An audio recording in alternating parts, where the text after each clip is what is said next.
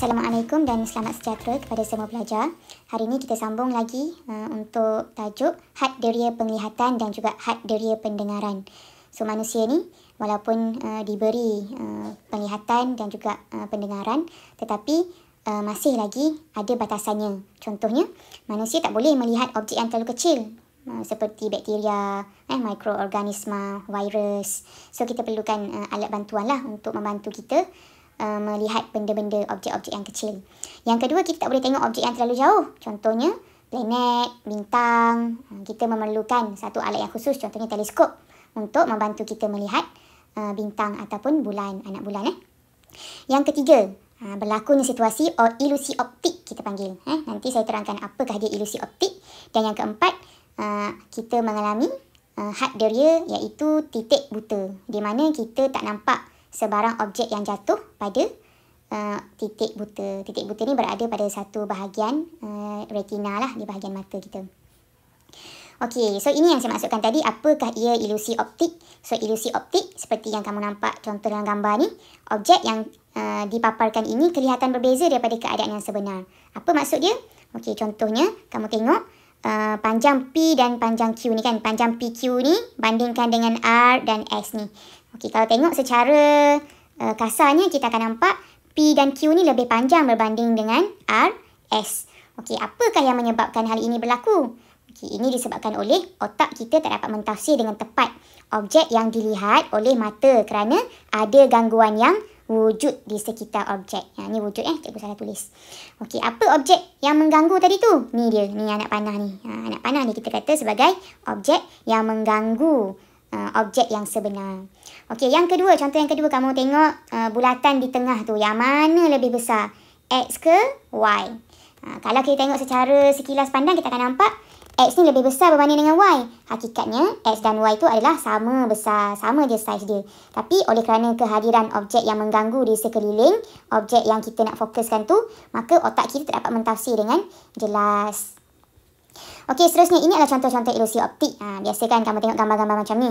Sekali pandang, apa yang kita nampak? Macam cikgu nampak apa? Burung kat sini. Sekali kita tengok lagi, kita nampak muka perempuan ni.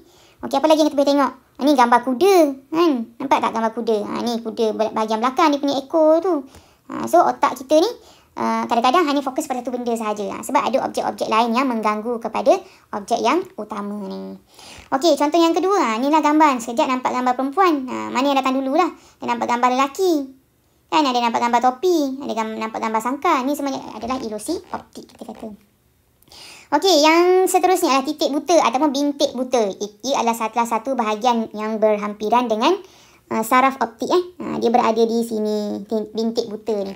Kebiasaannya, objek yang kita tengok, imej dia akan terbentuk di bahagian retina. Ni bahagian retina. Maka kita boleh mentafsirkan lah. Kita nampak buku ke, kita nampak lilin ke, kita nampak kereta ke. Semua objek tu, imej tadi tu akan terbentuk di bahagian retina. Tapi, ada satu keadaan di mana imej tu jatuh di bahagian titik buta ni, bintik buta ni. Maka, otak kita tak dapat mentafsir. Sebab kita tak nampak. Dia akan hilang dari pandangan mata.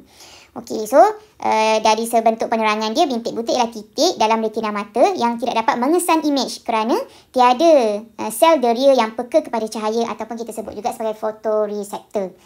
Kat sini tak ada sel deria, maka dia tak bolehlah nak mentafsir apa imej yang terbentuk tu. Okey, so imej yang jatuh pada titik buta akan hilang dari penglihatan kita.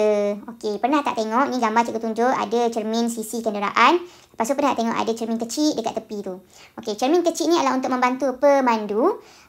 Bila dia tengah memandu pemanduan dia, ada masa kita nak tengok, nak memotong kereta kan. Kita akan tengok ke sebelah kiri atau sebelah kanan lah untuk kita potong tu. Maka ada satu keadaan di mana kita tak nampak kereta yang berada di bahagian tepi sebelah kiri ataupun kanan. Yang berada di belakang lah sikit.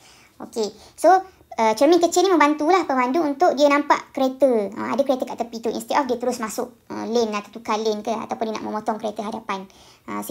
Sekiranya pemandu tu dia tak berhati-hati, boleh berlaku kemalangan lah disebabkan oleh blind spot ni. Okey, seterusnya ni aktiviti yang kamu boleh buat. Mengkaji bintik buta. Kamu ikut saja arahan dia. Boleh rujuk muka surat 24. Ni aktiviti di rumah. Okey, inovasi teknologi untuk penglihatan. Okey, oleh kerana manusia ni mempunyai had dalam deria penglihatannya, maka wujudlah inovasi-inovasi ataupun teknologi-teknologi yang dicipta untuk membantu manusia. Contohnya binocular, nak tengok benda yang jauh nak teropong orang tu boleh tengok guna binocular. Mikroskop untuk tengok objek-objek yang terlalu kecil macam mikroorganisma ke virus ke bakteria ke, guna mikroskop. Mesin ultrabunyi, biasa untuk ibu mengandung kan, nak tengok baby sihat ke tak, cukup tak sifat dia, so kita akan gunalah ultrasound, panggil ultrasound tu kan, scan tu lah, tu mesin ultrabunyi. Teleskop untuk tengok planet yang jauh, bintang ataupun bulan. Mesin sinar X untuk tengok bahagian dalaman manusia, tulang, ada tulang patah ke, jantung ni ada jangkitan kuman ke, dia boleh tengok melalui mesin sinar X. Okey, ni bukan mesin ni adalah contoh X-ray, contoh X-ray dada manusia. So dia boleh tengoklah dekat sini. Kadang-kadang ada orang dia punya tulang rusuk kalau berlaku kemalangan ke, kita nak tengok tulang rusuk dia ada patah ke tak. Kalau tulang rusuk dia ada patah, mungkin berlaku di mana tulang rusuk tu dia mencucuk bahagian jantung ke, hati ke. Tu bahayalah, boleh menyebabkan pendarahan dalaman dan boleh menyebabkan kematian. Pernah kan kita tengok orang tu di aksiden, tapi dia boleh bangun. Boleh bangun macam biasa berjalan, tapi rupa-rupanya dia ada pendarahan dalaman, dia tak sedar. Tak lama lepas tu, setengah jam kemudian dia pingsan, meninggal. Tu pentingnya mesin X-ray ni untuk mendapatkan X-ray lah kita punya bahagian dalaman badan kita. Okey, seterusnya kita masuk kepada kecacatan penglihatan. Ada 3 jenis kecacatan penglihatan. Rabun jauh, ada yang pakai spek kan. Kalau yang pakai spek tu, tengoklah dia rabun jauh ke rabun dekat. Biasanya orang tua ni mengalami rabun dekat. So, apa punca berlakunya rabun jauh ni? So, ada 2 sama ada kanta mata terlalu tebal ataupun bola mata terlalu panjang. So, apa masalahnya kalau kanta mata terlalu tebal atau bola mata terlalu panjang? Ini menyebabkan objek image tu terbentuk di hadapan retina. Tak sampai kan sebab dia terlalu panjang dia punya bola mata dia. Okey. Yang kedua, cara nak membetulkannya kita guna kanta cekung. Kanta cekung tu bentuk dia macam ni lah, dia nipis di tengah tu, maksud dia cekung. Okey. Yang kedua, kecacatan penglihatan iaitu rabun dekat. Biasanya dialami oleh orang tua. So, puncanya apa? Puncanya adalah kanta mata terlalu nipis atau bola mata terlalu pendek, menyebabkan image terbentuk di belakang retina. Dia berada di bahagian situ ataupun di sini. Maka, kita tak dapat nampaklah dengan jelas. Kabur. So, cara betulkan dia guna kanta cembung. Kanta cembung tu bentuk dia macam mana? Dia tebal di tengah. So, bila guna kanta cembung, dia boleh menyebabkan image yang terbentuk tu berada betul-betul di bahagian retina mata. Okey, seterusnya yang ketiga, ada satu lagi kecacatan penglihatan iaitu astigmatisma kita sebut. Okey, apa punca dia? Permukaan lengkungan kornea ataupun kanta tidak sekata. Okey, so cara membetulkan dia adalah guna kanta silinder. Apa masalah orang yang mengalami astigmatisma ni? Dia akan melihat sebahagian objek lebih jelas daripada bahagian yang lain. Okey, so contohnya, kamu boleh tengoklah kat sini. Kamu nampak semua garisan tu nampak sama jelas ke tak? Jika kamu nampak ada berbalang-balang sikit ke, tu mungkinlah kamu menghidap astigmatisma. So, boleh jumpa doktor lah. Okey, ni kanta silinder dia berbeza sikit dengan kanta cembung dengan kanta cekung tadi. Okey, so macam mana cara mudah untuk ingat? So, kita ingat tadi, rabun jauh, dia melibatkan kanta mata tebal, bola mata panjang. Semua benda yang kita kata memberi sifat kepada benda yang jauh lah. Tebal, panjang. Benda yang lebih kan. Okey, so kebetulan dia kanta cekung. Okey, rabun dekat, nipis, kanta mata dia nipis, bola mata pendek. Nipis, pendek. Tu menyebabkan rabun dekat. So, cara nak baiki dia, guna kanta cembung. Okey, seterusnya had deria pendengaran pun sama juga. Manusia pun ada limitation dia, batasan dia untuk mendengar. So, manusia hanya boleh mendengar bunyi yang berfrekuensi 20 Hz hingga 20,000 Hz. Ni ada tertinggal huruf R kat sini berfrekuensi. Okey, so semakin meningkat usia, manusia kegendang telinga semakin kurang kenyal, menyebabkan tidak dapat mendengar dengan baik. Kan kita punya mak, ayah ke, kalau yang dah tua-tua, nenek ke, atuk ke.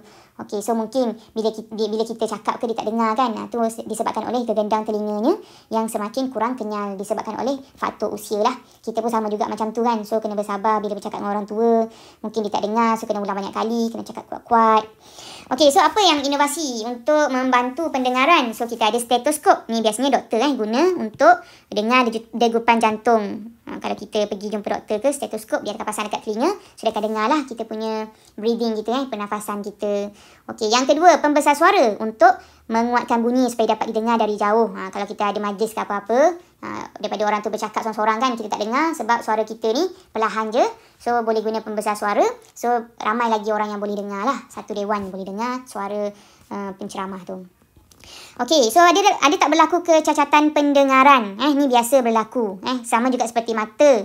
Pendengaran pun boleh juga berlaku kecacatan. Contohnya ada orang yang daripada lahir dia memang tak dapat mendengar. Kita panggil orang ni pekak. Dia cacat pendengaran. So dia masuk kategori orang kurang upaya lah. So apa yang menyebabkan dia tak dapat mendengar daripada lahir tu? Itu adalah disebabkan oleh saraf auditorinya yang rosak.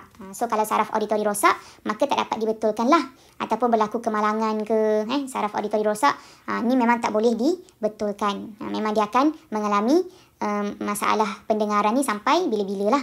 Okey, so ada tak yang boleh dibaiki? Kerosakan telinga yang disebabkan oleh gegendang telinga pecah ke, ataupun kerosakan pada orsikel, koklia yang rosak, yang tu boleh dibaiki. Okey, dan juga kita kena jaga kebersihan telinga. Kalau tak, lama-lama nanti boleh berlaku jangkitan kuman ataupun mikroorganisma dalam kita punya telinga. So lama-lama nanti telinga jadi berdengung. Lama-lama nanti dia pun akan jadi kerosakan telinga. Okey, so ni contoh gambar kita panggil apa ni? Alat bantu pendengaran lah untuk orang yang kurang dengar. So dia boleh pakai benda ni. Mula-mula alat tu besar macam ni. Lama kelamaan dia dah jadi makin kecil. Hampir-hampir kita tak nampak lah alat bantu pendengaran ni untuk orang yang tidak dapat mendengar. Okey, maka daripada gambar ni kamu nampak lah.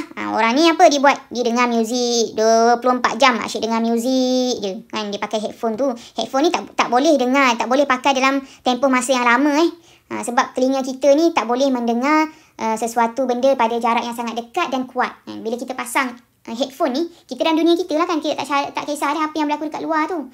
So ini menyebabkan lama kelamaan kegendang telinga kita boleh jadi pecah lah. Okey, so yang kedua ni, tengok gambar ni, dia buat apa ni? Dia tengok dia tengok skrin nak tidur pun tengok skrin lagi dalam keadaan yang gelap. So ni semua akan membahayakan kepada mata kita. Okey, so kena bersyukurlah dan jagalah anugerah panca indera yang kita miliki. Okey, yang terakhir, kamu buat latihan ni, salin nota yang semua tadi tu. Lepas tu kamu jawablah latihan ni dalam buku nota. So sekian pembelajaran kita pada hari ini.